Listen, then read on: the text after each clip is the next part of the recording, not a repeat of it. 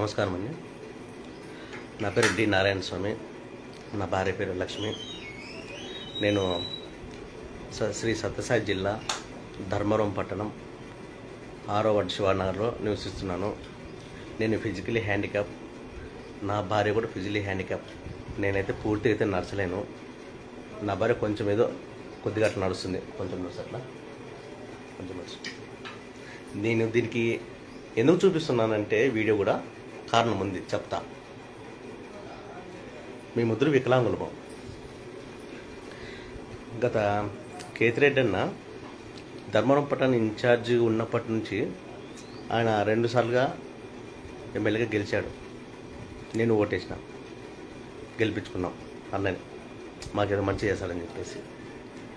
కానీ ఆయన చుట్టూ ఆఫీస్ చుట్టూ ఎన్నిసార్లు తిరిగినా కానీ మాకేదైనా సాయం చేయండి సార్, ఇట్లా ఏదైనా కానీ అడిగితే అంత్యోదయ కార్డు 35 కేజీలు బియ్యం అడిగినాం, లేవు. వీల్ చైర్ అడిగాం, లేదు. ఇంటి ముందర చిల్లరంగడి పెట్టిస్తానని చెప్పాడు ఒకప్పుడు, ఒక కాలంలో, అది లేదు. నా ఇండ్లు కూలిపోయి చాలా డ్యామేజ్ అంటే రిపేర్ చేయించుకుంటాం సార్, మాకేదైనా సాయం చేయండి అంటే ఇంకా అది లేదు. లాస్ట్ చివరికి ఫైనల్గా మన రీసెంట్గా ఒక 2 నెలలు, ఒక సంవత్సరం కిందట మాకు 3 చక్రాల స్కూటీలు శాంక్షన్ అయిందా. శ్రీ సత్యసాయి జిల్లాకి 80 బండ్లు రావాల్సింటే దాంట్లో 65 బండ్లు శాంక్షన్ అంటే దాంట్లో నేను కూడా సెలెక్ట్ అయినా. కాకపోతే బండి నాకు రాకోకుండా కొంతమంది దొంగనా కొడుకులు, ఈ అయ్యప్ప రెడ్డి గారు, ఈ అంజనేయులు అనేవాడు కొత్తపేటలో ఉన్నాడు, ఒకడు అయ్యప్ప రెడ్డి గారు రేగట్లో ఉన్నాడు. ఈ నా కొడుకులు నా అలాంటి వాడికి బండి రాకోకుండా లంచాలకి కక్కుర్తిపడి వీళ్ళు బండ్లు అమ్ముకున్నారు. వీళ్ళు మా లాంటి వాళ్ళు బండి రాకోకుండా. ఇదే విషయము నేను కేతిరెడ్డి అనే దగ్గరికి తీసుకువెళ్తే, సర్లేపా చేస్తాం, మీ పని చేస్తాం, ఎట్లా తిరిగి మీ బండే కదా కాల్చింది, ఇది బండే సార్, మేమేం అడగలేదు సార్, బండే సార్ మాకు ముఖ్యము. ఎందుకంటే నేను ఎక్కువ నడచలేను కాబట్టి, నాకు ఎక్కడ పోవాలన్నా నాకు బండే ఉండాలన్నమాట. నాకు సైకిల్ నేను తిప్పలేను. నేను నాకు కాళ్ళు లేవు, చూడండి సార్. నాకు నేను పూర్తిగా ఈ కాళ్ళు చూడండి, ఈ కాళ్ళు కూడా, ఈ కాళ్ళు కూడా చూడండి పూర్తిగా. అంటే ఎందుకు అడుగుతున్నానంటే, నేను వాళ్ళ చేతుల నుంచి డబ్బులు పెట్టి ఇప్పిమని నేను చెప్పలేదు. గవర్నమెంట్ ప్రభుత్వం నుంచి రావాల్సిన నాకు బండి వీళ్ళు అమ్ముకొని తిన్నారు. ఇదే విషయం నేను ఎమ్మెల్యే దృష్టి తీసిపోయినా కానీ ఆయన స్పందించాలి దాని గురించి సరిగ్గా. సరేలేప చూద్దాం అని చెప్పేసి. ఏంటంటే ఆయన తమ్ముని కృష్ణారెడ్డి సార్ని అడిగాం, లాస్ట్కి సర్లేప అని చెప్పారు. కానీ ఆయన రికమెండేషన్ లెటర్ కూడా ఇచ్చినాడు ఎమ్మెల్యే సారు, కలెక్టర్ ఆఫీస్లో పుట్టుబట్టి చూపిమని చెప్పేసి. కలెక్టర్ ఆఫీస్లో లెటర్ ఇస్తే, ఎవడు మీ ఎమ్మెల్యే, ఇట్లా రికమెండేషన్ లెటర్ మా దగ్గర చెల్లవు అయినా కూడా అని చెప్పేసి వాడు పక్క వారేసాడు దాని లాస్ట్కి రికమెండేషన్ లెటర్ కూడా. ఇదే విషయం నేను ఎమ్మెల్యే తమ దగ్గర తీసుకొని వెళ్తే, సార్ ఇట్లా మాట్లాడుతున్నారు వాళ్ళు, రికమెండేషన్ లెటర్ తీసుకుపోయినా కానీ ఇట్లా అంటే, సర్లేనా మేము చూస్తాం నేను దాని గురించి అని చెప్పేసి అన్నారు. మళ్ళా తిరిగాం ఆఫీస్ చుట్టూ, సార్ బండి గల్ల సార్ అని చెప్పేసి. చెవులో కూడా వేసుకోవాలి లాస్ట్కి. యో ఏందని నీది ఎంత తలగనొప్పి అయిపోయింది. ఎమ్మెల్యే వచ్చేసరి కసురుకుండే లాస్ట్కి. అప్పుడు బాధ అనిపించా నాకు. ఈ 10 ఏళ్ళ నుంచి నాకు బాధ కానప్పుడు ఆ ఒక్క విషయం మాత్రం నాకు బోల్లి బాధ అనిపించా. ఎందుకంటే ఆయన అంత సీరియస్గా మాట్లాడినాడు. మరి నాకేదో బాధ కదా సార్, ఎందుకంటే ఓటే వేసినాను కాబట్టి నాకు బాధ అయింది. కానీ ఓటు వేయకుంటే నేను కూడా బాధపడాను సార్. నేను ఓటు వేసినాను కాబట్టి నాకు బాధ అవుతుంది. మళ్ళీ అయినా కూడా మొన్న కూడా రీసెంట్గా ఇప్పుడు ఒక వారం కిందట కూడా ఎమ్మెల్యే సార్ భార్య కూడా వచ్చినారు మా ఇంటికి, గడ్డం రంగ అన్న. ఇప్పుడు మా వార్డు కౌన్సిలర్ కూడా వచ్చినారు మళ్ళీ అటుకి. వచ్చితే నా భార్య మా అమ్మ అడిగినారు అటుకి, మాకు బండి టిప్పినాయన అని చెప్పేసి అటుకి. నిజం సార్, ఇప్పుడు మీలాంటి వాళ్ళు ఒక 10 మంది తోడైతే 10,000 వేసుకున్నాను, ₹1,00,000 వస్తుంది సార్.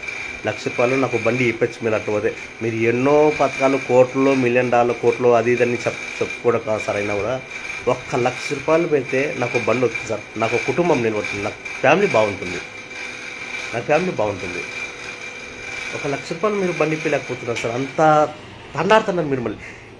మరి చూస్తే కోట్లు, వేల కోట్లు అని అంటారు. కానీ ₹1,00,000 ఇప్పి పెట్టుకుని మీ లాంటి వాళ్ళు ఒక 10 చేతులు కలిసి ఒకరు 10,000 లెక్క వేసుకున్నా కానీ ₹1,00,000 నాకు బండి వస్తుంది సార్. మళ్ళీ అట్లా పోతేను అది కూడా ఇప్పిలేకపోయినారు. మళ్ళీ మన ఎమ్మెల్యే భార్య కూడా వచ్చినారు వాటికి. నా భార్య మా అమ్మ అడిగిన నాకు బండి ఇప్పిమ్మని చెప్పి, నాకు బండి ఇప్పిమ్మా అని చెప్పేసి, సర్లేక మేము సార్తో మాట్లాడతామని చెప్పేసి చెప్పడం కూడా జరిగింది. సరే అని చెప్పేసి తర్వాత 3-4 రోజుల తర్వాత మళ్ళీ ఎమ్మెల్యే సారు ప్రచారానికి వచ్చినారు. మళ్ళీ మా శివానగర్లోకి మా ఇంటి వెనకల గేరి పోయినాడు ప్రచారానికి, కానీ మా ఇంటి ముందు రాలే. ఏంటంటే నేను బండి అడుగుతానని చెప్పేసి ఆయన అట్లే తప్పించుకుని పోయినాడు. ఏం సార్, ₹1,00,000 పెట్టి బండి తీసిలేవు, మీరు ఊటే తీసిపోయినా కానీ మీ సొంత డబ్బులతో అవసరం, మీ సొంత డబ్బులు వద్దులేను సార్. ఇట్లా పలానా వ్యక్తి ఏదో వికలాంగుడు అడుగుతాడు, తలకు 10,000 సాయం చేయని చెప్పేసి మీకు మీ వాళ్ళు ఎంతోమంది ఉంటారు, ఒకళ్ళ కోటీశ్వర్లు ఎవరెవరు ఉన్నోళ్ళు ఉంటారు కదా, ఎవరైనా కానీ ఒకళ్ళ పెద్ద సార్లు మీరు మంత్రులు ఎవరెవరు ఉండే ఉంటారు కదా. సరైనా కూడా మీ జతలో మంత్రులు ఎవరో ఉండే ఉంటారు. 10,000 అట్లా లెక్కేసుకున్న 10 చేతులు కలిసి వెనక నాకు ఒక బండి వస్తుంది సార్.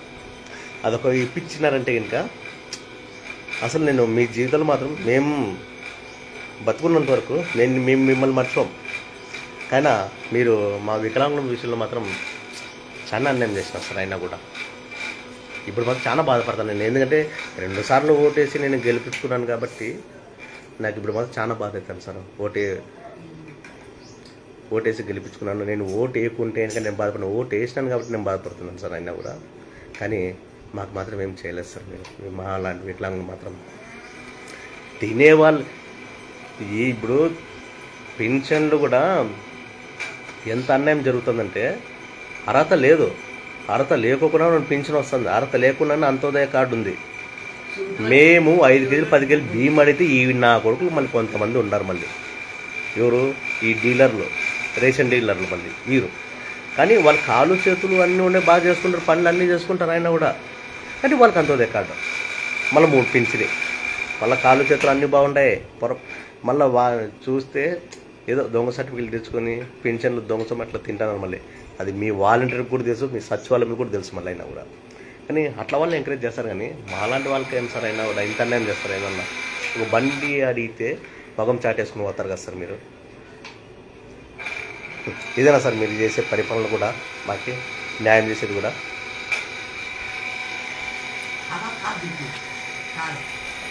అర్థమవుతుందా? హలో, నేను హ్యాండిక్యాప్, మా ఆయన కానీ హ్యాండిక్యాప్. ముందు శుక్లారము కేతిరెడ్డి భార్య వచ్చింది, మేము ఇట్లా అడిగినాం బండి గురించి. నేను ఎన్నిసార్లు పోయినా మేడం, ఆఖరికి ఆఫీస్ కాడికి కానీ ఎన్నో టూర్లు వచ్చినాం. ఎక్కడికన్నా పోవాలని హెల్త్ బాగాలేకున్నా, అర్ధరేత్రి హెల్త్ బాగాలేకున్నప్పుడు కానీ మేము ఎక్కడికైనా పోతాము, బండి లేక ఏం లేక. ఒక రోజు అయితే కంసులూరు అయినా కానీ తోలుకొని వచ్చినాడు. గడ్డంరంగానే ఓసారి ఆయన ఇంటికంటే తోలుకొచ్చినాడు. నా భార్య బాగాలేకుండా పాపం అని చెప్పేసి ఆయన తోలుకొచ్చినాడు పాపమాటికి. నాకు బండి ప్రాబ్లం ఉందని చెప్పేసి, నాకు బండి కావాలని చెప్పేసి ఆయన కూడా తెలుసు విషయం. కానీ ఆ విషయం మీ వరకు కూడా చేరనేసినారు. ఆయన మీరు కూడా చెవులకు కూడా వేసుకోలేదంటే ఏం సార్ దానికి అర్థమైనా కూడా. నేను ఒక్కతే మళ్ళీ ఆఫీస్ కాడికి కానీ వచ్చినాను. సారు చూస్తాం పొమ్మ అన్నాడు. మళ్ళీ అందులో కుట్టు మిషన్ అన్న సాగిపోయినా కానీ అది కానీ చేయకపోయా. సార్ మాకు కుట్టు మిషన్లు అవి అవసరం లేదు సార్. మాకు బండి ఒక్కటి కావాలి సార్, ఇంకంతే. మాకేం అవసరం లేదు. మాకు బండి ఇప్పింది సార్. మా పెన్షన్ అంటే మాకు వస్తాయి, మాకు బండి ఇప్పింది సార్. మాకు అంత్యోదయ కార్డు 35 కేజీలు ఇవన్నీ అడిగి అన్ని సాధించుకున్నాము. మీరు స్థలం ఇస్తాము, ఇండ్లు ఇప్పిస్తాము, నువ్వు చిల్లరంగి వేసుకో ముందర వేసుకో, లేదా నీకు ట్రైసైకిల్ ఇప్పిస్తాను, వీల్ చైర్ ఇప్పిస్తాను. ఏంది ఇప్పించాను సార్? ఒక్కటని ఇప్పించాను సార్. నా విషయంలో మాత్రం ఎన్నిసార్లు సార్ మీ ఆఫీస్ చుట్టూ తిరిగేది కూడా విచ్చి వచ్చింది సార్. లాస్ట్ అయినా కూడా ఇదేనా సార్ మీరు చేసింది? ఇంకా అసలు ఇప్పుడు ఆలోచన ఓటు వేయాలా వద్దని ఆలోచన సార్. నేను కూడా లాస్ట్ ఇంకా మీరు అంతా మమ్మల్ని చులకనగా చూస్తున్నారు వికలాంగులు అంటేను. కానీ సార్ అది మీ ఇష్టం, ఆయన దేవుడు ఉన్నాడు చూస్తాను ఆయన కూడా. జై హింద్.